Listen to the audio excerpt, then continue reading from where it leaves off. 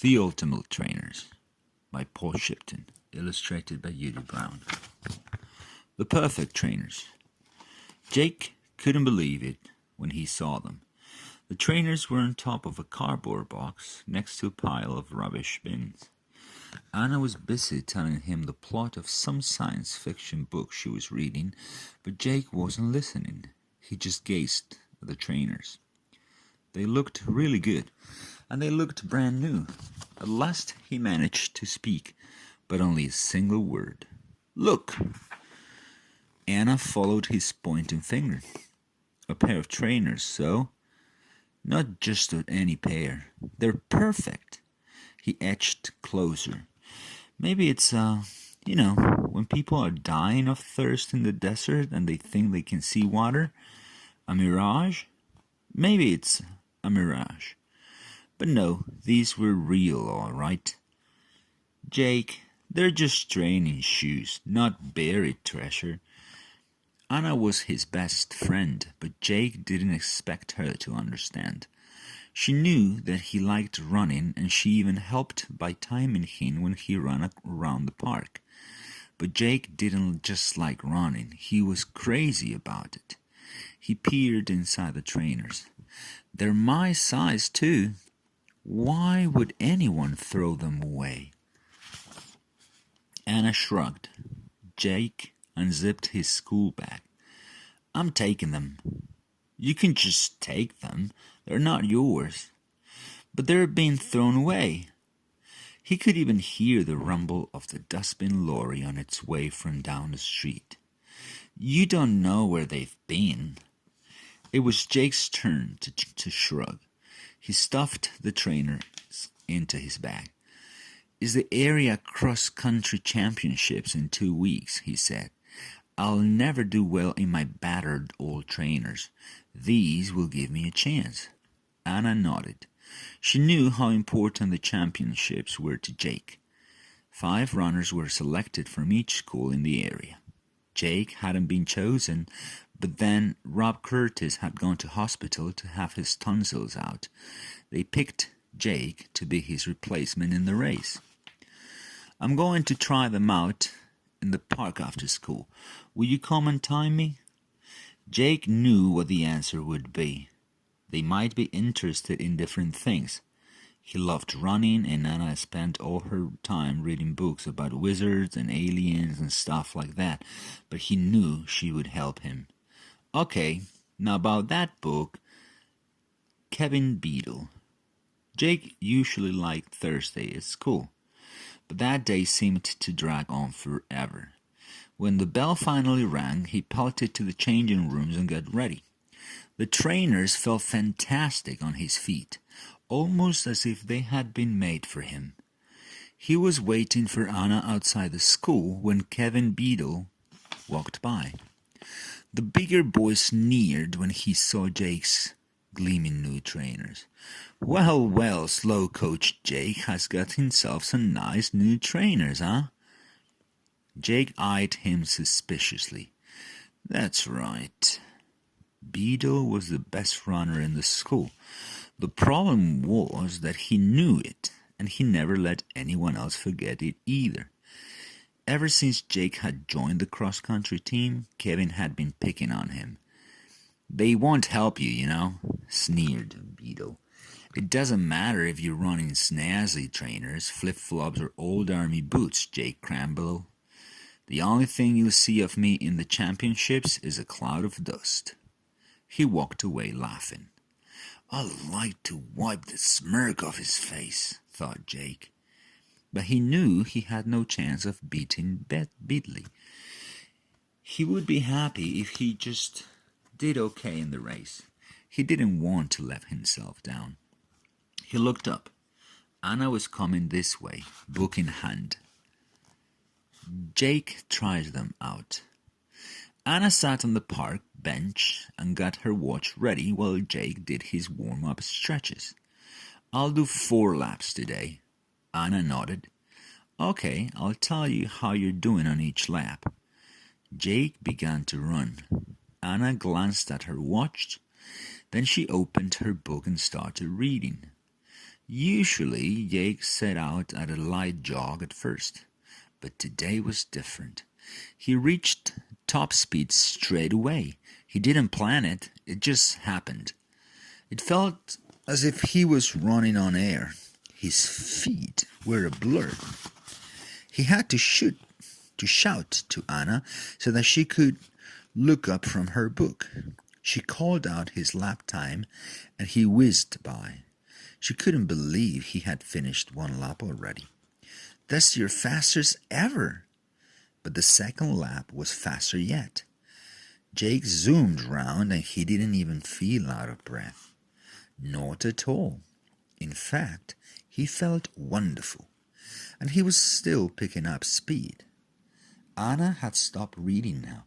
She was watching in amazement.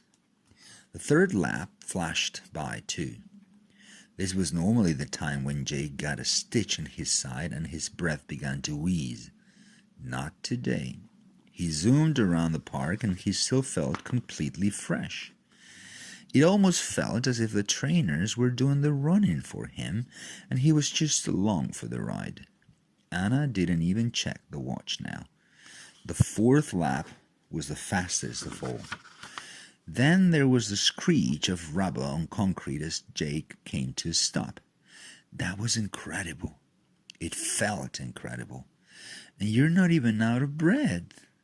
Jake shook his head and grinned, but Anna just narrowed her eyes. "I take it back. Those are pretty amazing trainers." Jake looked down at the amazing new trainers. He was so excited that he did not notice the tone in Anna's voice, as if she thought that something was very, very wrong here. Anna works it out. Jake decided to keep the trainers in his locker at school. He didn't want to take them home. "My mom and dad'll never believe I found them in the rubbish," he explained. "They'll make me hand them in to lost property." The next day, Jake decided to do 6 laps on the park.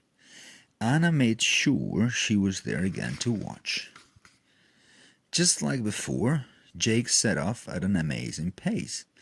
Once again, he was amazingly fast, and once again, he wasn't out of breath at all. His feet flew over the ground, and he finished the first 3 laps in lightning speed.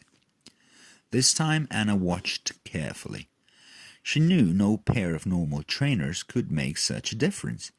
She tried to think of an explanation, but she couldn't. She had read stories about things like magic rings and lanterns, but that's just what they were, stories. And she had never heard of anything as weird as magic trainers. Suddenly, a dog charged out across Jake's path. Anna tried to shout out a warning, but she was too late. Jake didn't seem to notice the dog, but he leapt into the air. He soared high over the puzzled dog, then went on running. He finished the lap and stopped when he reached Anna. "That was lucky. I didn't think you'd even seen that dog." "I didn't see that dog. So how could you jump over it? How?"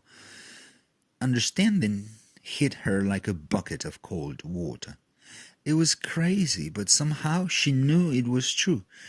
"It's the trainers," she burst out. "It's like they have a life of their own.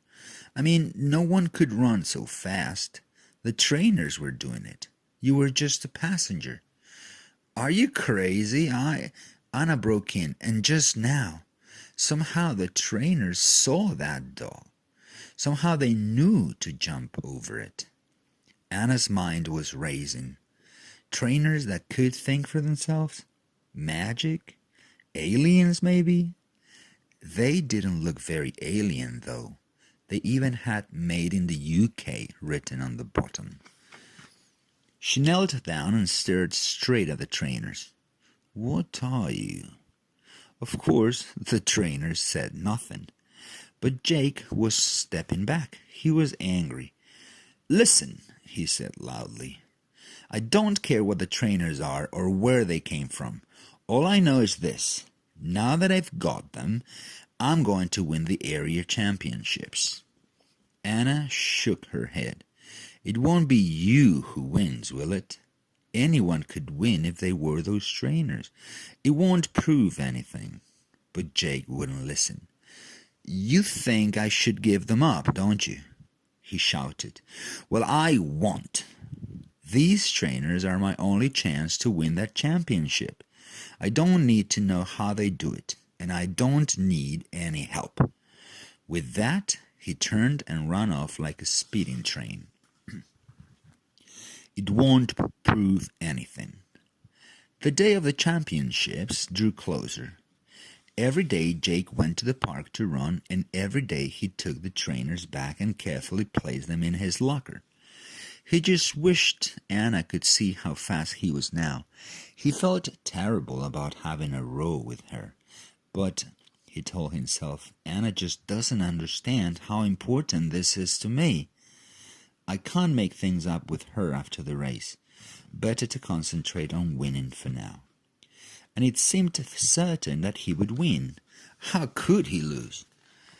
With each session, he was even faster. He just had to relax and the trainers did the running. He didn't even have to move his arms. He could run along eating a bag of crisps or reading a comic, and he was still as fast as ever. Soon it was the Friday before the big race. Jake had his final training run around the park. When he finished, he checked his watch. It was his fastest time yet. So why didn't he feel happy about it? Anna's words echoed in his mind. It won't be you who wins. It won't prove anything. Jake trudged back to school. He didn't even notice that someone had been watching him as he ran. Someone who could not believe his eyes. Someone who followed Jake all the way back to school and watched him place the trainers in his locker. Kevin Beadle. Jake makes up his mind. Jake slept badly, but in the morning things seemed clear. He'd been so stupid. It wasn't worth falling out with Anna just to win a race. Besides, he thought, she had been right. It wouldn't mean anything to win by using these trainers. Anyone could do it. No, he would run the race in his battered old trainers. As soon as he'd made his mind up, he felt happier. He gobbled down breakfast and rushed over to Anna's house. When she opened the door, Jake looked his friend in the eye. About what I said, I'm sorry, you were right. I know. I was an idiot. I know. You don't have to agree so quickly. They grinned at each other and Jake told her about his decision. I want to hand those trainers in before the race even starts, he said firmly. That way I can just concentrate on my running. So the two of them dashed over to the school. No one was around yet, and it was quiet inside the school. They were hurrying along the corridor when suddenly they noticed that something was wrong. It was Jake's locker. The lock had been snapped off. The door hung open, and inside there were a few exercise books and a pencil case, but no trainers. Gone. Where are they? And that's when they realized they were not alone. A voice behind them said, "That's my question." Jake and Anna whirled around. They were face to face with two adults, a woman and a man. Where had they come from? The first thing Jake noticed was how strangely they were dressed. They were both very tall. The woman was holding something which looked like a pocket calculator. It let out a low beep. "So the trainers are yours, are they?" The woman smiled. "My name is Mariah, and this is Luther. We're from the future." At first, Jake thought it must be some kind of joke, but that wouldn't explain this strange look on Anna's face. With a jolt, he realized the woman meant the future, as in tomorrow, next week, next year, next... But that couldn't be. It was impossible. And then he saw that the two adults were not so tall after all. They were hovering in the air just above the ground. They both clicked buttons on their belts and floated gently to the ground. Where are the trainers? Anna looked calm. Later, Jake realized why. She had read so many science fiction books that she was prepared for this moment. So can you tell us what is going on, please? The little man smiled. Mariah is with the time police. I'm not a policeman. I'm an athlete. The trainers are mine. Jake looked at the man's pot belly. He didn't look much like an athlete. In fact, Luther didn't look as if he could jog down the road without puffing and panting. He seemed to guess what Jake was thinking. In our time, sports are very different, he explained. Athletes all design and build their own special running shoes. These trainers all have artificial intelligence circuits. What does that mean? Asked Jake, feeling stupid. But Anna understood. It means they do the running for you. They can even think for themselves when they need to. Luther nodded. He went on. But this pair can think for themselves too much. They decided to run away. They went to a time travel holiday center and they persuaded the computer there to send them back in time, to your time. That's why we're here, to bring the trainers home, said Mariah. It took us a while to track them down. We were unfamiliar with your primitive methods of transport. We got a flat tire on our bicycle. But finally we followed the trail to this place. Unfortunately, we were too late. She pointed to the open locker and sighed. She held up the beeping machine. Jake realized it must be for tracking the trainers. According to my readings, they're somewhere outside. Jake nodded grimly. And I bet I know who's got them. The big race. The four of them hurried outside. It was almost time for the big race. There were people everywhere, and there was a buzz of excitement in the air. Proud moms and dads were picking out the best places to watch the race. Runners were warming up, pinning their numbers onto their vests, taking last-minute advice. It wasn't hard to spot Kevin Beadle. He was the one with the smug look on his face. Jake could see why. He was wearing the trainers. Are you going to go and take them off him? Mariah nodded, but it was clear that Luther had another idea. There was a twinkle in his eye. I was just thinking, these trainers have never been tested in a race yet. It would be interesting to see how they do. Mariah thought it over. Then at last she agreed. You mean you're going to let him run in them? Luther nodded. For a second, Jake felt a sharp stab of jealousy. Beadle was bound to win easily with those trainers. Then he remembered his own kit. It was almost time for the race to begin. With so much going on, he had forgotten to get changed. I'll be back in a minute. After he had changed, Jake was only just in time for the start of the race. The race organizer called the runners to the starting line. Jake could see Kevin Beadle in the middle of the pack. A smirk played on the tall boy's face. Jake told himself to ignore it. The whistle blew and the race began. 5 laps of the school playing fields. Right away, Kevin Beadle sprinted to the front of the pack. The trainers were doing their stuff. But Jake told himself just to concentrate on his own running. It was tough. He had spent so long running in the amazing trainers that real running was hard work. After the first lap, he was near the back and his legs ached.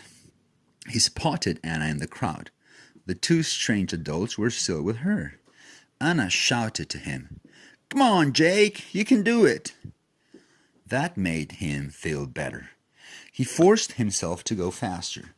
Beadle, of course, was far ahead of all the other runners. After the 3rd lap, Jake was around the middle of the pack. His side was starting to hurt and his breath burned in his lungs, but he would not let himself slow down. There was something good about the way it felt. Whatever happened, it was up to him, not the trainers. Beetle increased his lead. The fourth lap was the hardest yet. It was the time when runners began to puff and pant, and a lot slowed down. But Jake gritted his teeth and pushed on. He overtook a few runners. He didn't even look up to see how far ahead Kevin Beetle was. And then he was passing Anna for the last time. It was the last lap. Even Luther and Mariah looked excited now. Luther was jumping up and down and yelling at the top of his voice, "Go on! You're doing brilliantly, Jake!" The last lap was a blur. Jake's whole body ached, not just his legs, but on he ran. Just when he thought he couldn't run another step, he heard a cheer from up ahead. Kevin Beetle had crossed the finishing line. The tall boy was holding up his arms. That gave Jake an extra burst of energy. He dug deep into himself and ran on for the finishing line. Other runners jostled elbows against him as they made their final charge for the finish as well. At last, Jake crossed the line. He was 10th, much better than he had expected. He bent over and tried to catch his breath. He was exhausted, but he felt pleased with himself as well. He looked over at the winner, who was standing with a group of admirers. Of course, Kevin Beetle looked as fresh as he had at the start of the race. But Jake didn't even care anymore. He knew that Beetle had not really won at all. The trainers had won for him. Anna rushed over and gave Jake a great big hug. "You were great." The trainers get their own back. Mariah and Luther came to join them. Luther slapped Jake on the back. He really seemed to like old-fashioned running. "Fantastic," he said. "I never knew running could be so exciting, but it looks like very hard work." "That's the point of it. And next year, I'm going to train really hard. I'm going to win the championships." "Well, we'd better collect the trainers and go home." "Wait, I still don't understand. What made the trainers run away to our time?" "They're a new design, the most intelligent trainers I've ever designed," Luther told them. "They've even got basic emotions. But there's a problem with them. They're a bit moody, and sometimes they get angry. That's why they run away." The calculator, that wasn't really a calculator, started beeping even louder. Mariah pointed it at Kevin Beetle, who was still boasting to anyone who would listen. She looked worried. "Yes, and we'd better hurry," she said. "According to my readings, they're getting angry right now. That boy must be irritating them. If we're not quick..." But she was too late. One moment, Beetle was bragging about how easy the race had been. Then suddenly the smirk disappeared from his face and he started jogging on the spot. It was clear that he couldn't stop. It was the trainers. And then, zoom! Beetle charged off. As he raced away, everyone could hear him shouting, "Help me!" "He's gone nuts!" But he did not stop. He jumped high over the school gates and raced along the pavement at top speed. He had no control over where the trainers were taking him. The whole crowd at the finishing line stared in silent amazement. Jake and Anna watched along with everyone else. Kevin Beetle had zipped across the road and now he was racing towards the petrol station. Where's he going? Through the car wash. It was true. Kevin Beetle sprinted through the car wash. When he came out of the other end, he was soaked. A big dollop of foam perched on his head. But he did not stop. He didn't even slow down. He charged down the street, picking up speed until at last he was just a small figure in the distance. Back to whenever. It was an hour before the trainers returned, bringing a stunned Kevin Beadle with them. By that time, everyone else had gone. What's going on? We need those trainers now. Beadle didn't ask any questions. He just pulled the trainers off and handed them over with a dazed look on his face. Then he staggered away in his socks. Luther looked down at the trainers.